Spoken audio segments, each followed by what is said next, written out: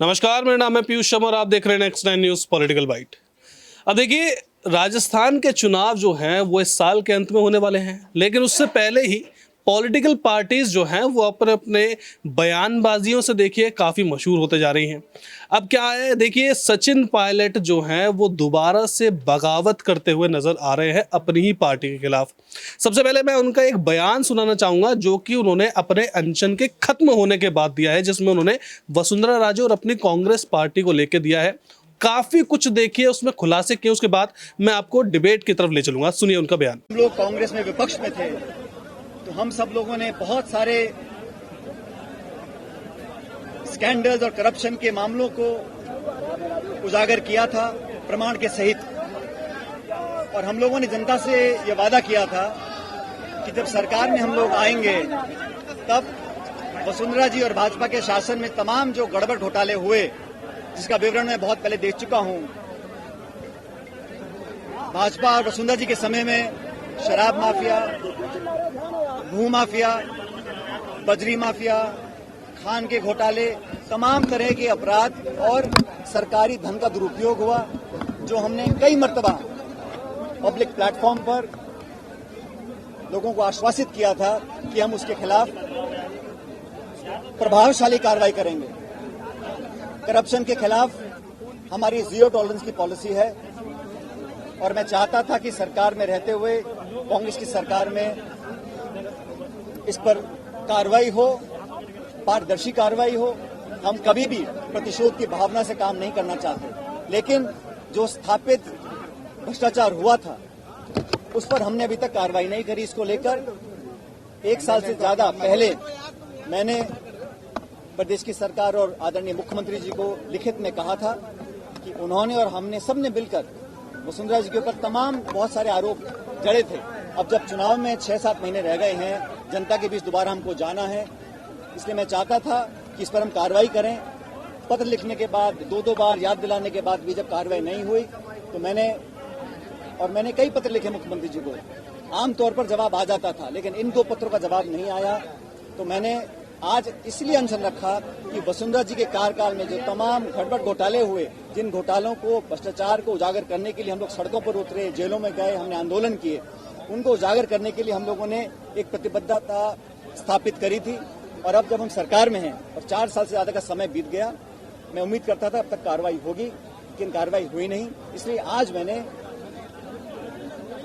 उस सरकार के करप्शन जो मामले थे उन पर कार्रवाई हो, इसको लेकर आज अनशन रखा है, और मैं उम्मीद करता हूं कि कार्रवाई होगी। तो देखा कैसे आपने कि सचिन पायलट ने वसुंधरा राजे के बारे में बोला है, बीजेपी के नेताओं के बारे में बोला है, भ्रष्टाचार, देखिए आप कह सकते हो भ्रष्टाचार के बारे में बोला है, जिसमें अशोक गहलोत के खिलाफ उन्होंने ये अनशन किया था। अब देखिए कि हमारे साथ डिबेट में कपिल भाई मौजूद है। कपिल भाई, देखिए सबसे पहला क्वेश्चन मेरा ये होगा कि सचिन पायलट ने बगावत की है, ये बगावत पहली बगावत नहीं है, पहले भी उन्होंने बगावत कर चुके हैं। इससे निकलेगा क्या? यानी कि देखिए आज ही 4 से 5 घंटे पहले जो राजस्थान के प्रभारी हैं, कांग्रेस के प्रभारी है सुखजिंदर सिंह रंधावा, उनका यह बयान आता है कि सचिन पायलट कहीं नहीं जा रहे, यही रहेंगे यही। अगर कहीं जा नहीं रहे, आपकी पार्टी के मुख्यमंत्री हैं, आपकी पार्टी के आप पूर्व डिप्टी सीएम रह चुके हैं, तो अगर सब कुछ अपनी पार्टी में ही रहना है तो ये दिखावा किस बात का है? मतलब कि अनशन का दिखावा किस बात का? ये क्या हो रहा है? देखिए, मुझे जहां तक लगता है कि सचिन पायलट जो है वो कहीं ना कहीं इस पार्टी को छोड़ने की कगार पर आ चुके हैं और इस पार्टी में बने रहेंगे। रंधावा भले ही ये दावा कर रहे हो, लेकिन सिंधिया को लेकर भी इसी तरह के दावे किए गए थे। तो मुझे लगता है कि पायलट फिलहाल इंतजार कर रहे हैं और अपनी पार्टी के खिलाफ वो इसलिए बोलते हुए नजर आ रहे हैं क्योंकि कहीं ना कहीं वो जमीन से जुड़े हुए नेता हैं और वो ये सोचते हैं कि अगर पार्टी तमाम तरह के वादे करके आई थी, अब चुनाव में फिर पहुंचेगी, और अगर पायलट प्रचार करने जाते हैं तो वो मुंह क्या दिखाएंगे? वो ये बोलेंगे कि देखिए मैंने ही खुद वादा किया था और मैं ही इन वादों को पूरा नहीं कर पाया। तो कहीं ना कहीं सचिन पायलट को लेकर जिस तरीके के अलग अलग पार्टियां जो है वो कयास लगा रही हैं, मुझे लगता है कि पायलट फिलहाल जिस तरीके के बगावती सुर फिलहाल दिखा रहे हैं, ये कहीं ना कहीं ज्यादा मुखर होते हुए नजर आएंगे और अपनी ही पार्टी के खिलाफ वो इसलिए भी बोल रहे हैं। देखिए, अगर पॉलिटिकल पार्टी के तौर पर देखें तो बीजेपी के खिलाफ बोलना जायज भी था क्योंकि विपक्षी पार्टी है, लेकिन जब कोई नेता अपनी पार्टी के खिलाफ तमाम तरह के मुद्दों को उठाता है तो कहीं ना कहीं ये माना जाता है कि वो पार्टी को छोड़ना चाहता है, लेकिन अब वो खुद से पार्टी छोड़ने का ऐलान भी नहीं कर रहे हैं। तो शायद पायलट इस बात का इंतजार कर रहे हैं कि कोई और पॉलिटिकल पार्टी उन्हें एक बड़ा ऑफर दे। ये ऑफर कहीं ना कहीं मुख्यमंत्री पद का हो सकता है। नहीं बिल्कुल, देखिए कि ऑफर जो हो सकता है वो मुख्यमंत्री पद का हो सकता है। उत्तर प्रदेश से ऑफर आ रखा है इस वक्त उनको। अब देखना होगा तो ये होगा कि आखिरकार सचिन पायलट जो है वो आखिरकार जो पूरा का पूरा देखिए बगावती सुर उठा रहे हैं वो दबते कैसे हैं। और साथ ही साथ देखिए अब राजस्थान की बात हो गई, उत्तर प्रदेश में आपको ले चलता हूँ।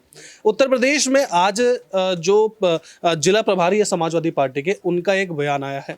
उन्होंने प्रेस कॉन्फ्रेंस की थी और साफ सीधे तौर पर उन्होंने ये बोल दिया कि हम राजस्थान में चुनाव लड़ेंगे। ठीक है, अब राजस्थान में कितनी सीटों पर लड़ेंगे? 200 सीटों पर लड़ेंगे। अब जब कल रात को देखिए इलेक्शन कमीशन का पूरा हुआ आया था कि आम आदमी पार्टी को उन्होंने नेशनल पार्टी बना दिया है, टीएमसी का डिमोशन हो चुका है। अब ये सब देखते हुए कहीं ना कहीं समाजवादी पार्टी को तो देखिए ये तो हुआ होगा कि अगर आम आदमी पार्टी इतने कम वक्त में जब नेशनल पार्टी बन सकती है तो हम क्यों नहीं। और इसी कवायद में देखिए आज 200 सीटों पर ऐलान कर दिया है यहाँ पर सचिन पायलट के बगावती सुर। तो कहीं आपको नहीं लगता कि ये एक सोची समझी साजिश है कि मतलब कि यहाँ पे कांग्रेस अपने बगावती सुर दिखा रही है सचिन पायलट के जरिए और वहाँ पे 200 सीटों पर लड़ने का चुनाव उन्होंने समाजवादी पार्टी ने रोक दिया। यानी कि अगर आइडियोलॉजी को भी देखें तो दोनों की एक जैसी आइडियोलॉजी है। पहले तो मैं आपको वो पीसी सुनाता हूँ जिसमें जो प्रभारी है, जिला प्रभारी है, उन्होंने आखिर बोला क्या है, पहले आप वो सुनिए, उसके बाद मैं कपिल भाई से क्वेश्चन करूंगा जिसमें काफी रोचक आंसर आपको मिलेगा उसका। राजस्थान में जो आगामी विधानसभा के चुनाव होने वाले हैं उसमें सभी 200 सीटों पर मैदान में उतरेगी और एक तीसरी बड़ी शक्ति के रूप में हम राजस्थान के अंदर उभरेंगे और प्रदेश में सरकार बनाने की काम करेंगे। 22 मई को समाजवादी पार्टी के प्रदेश के कार्यकर्ताओं का एक विशाल सम्मेलन बिरला ऑडिटोरियम हॉल में होगा, जिसमें समाजवादी पार्टी के राष्ट्रीय अध्यक्ष, उत्तर प्रदेश के पूर्व मुख्यमंत्री, नेता प्रतिपक्ष माननीय अखिलेश यादव जी मुख्य अतिथि के रूप में वहां पर आएंगे।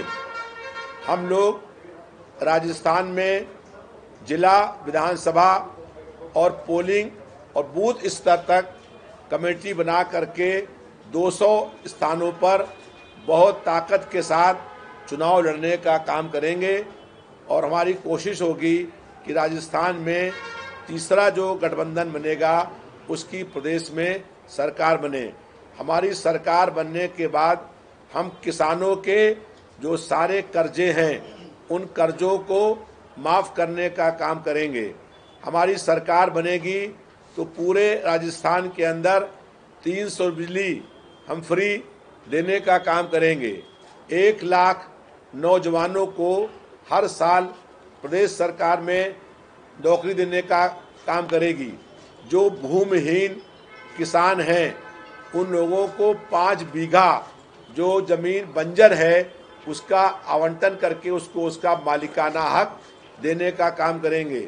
जो निराश्रित महिलाएं हैं उनको उत्तर प्रदेश की तरह 1500 रुपया समाजवादी पेंशन मिलने का काम होगा, जैसे हम लोगों ने उत्तर प्रदेश में करने का काम किया था।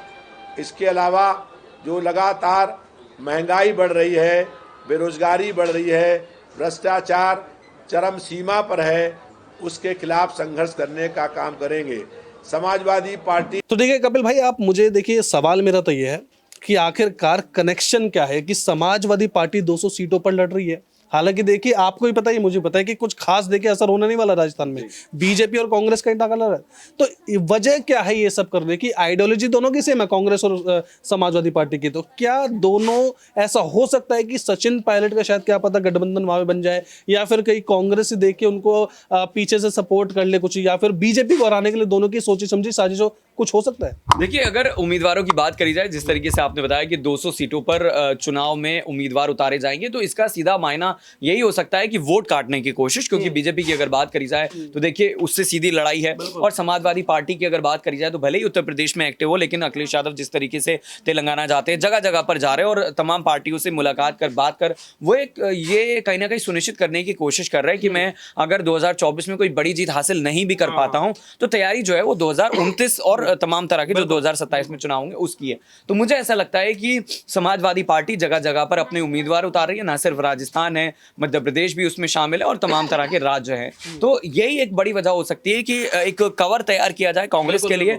और अगर चुनाव में कुछ जीतें हासिल हो जाती है, कुछ सीटें मिल जाती हैं, तो फिर लेन देन वाली जो राजनीति है वो हो सकती है कि चलिए मैं आपको इतनी सीटों का समर्थन दे देता हूं, और ये कहीं ना कहीं मुझे लगता है कि हो सकता है। नहीं बिल्कुल, देखिए लेन देन की जो राजनीति है वो तो हो ही सकती है। देखने वाली बात है कि आखिरकार जब राजस्थान का चुनाव आएगा असली गणित तो तब पता चलेगा। बहरहाल सचिन पायलट ने बगावत कर दी है, समाजवादी पार्टी ने ऐलान कर दिया है, आम आदमी पार्टी देखिए अभी लड्डू बांट रही है।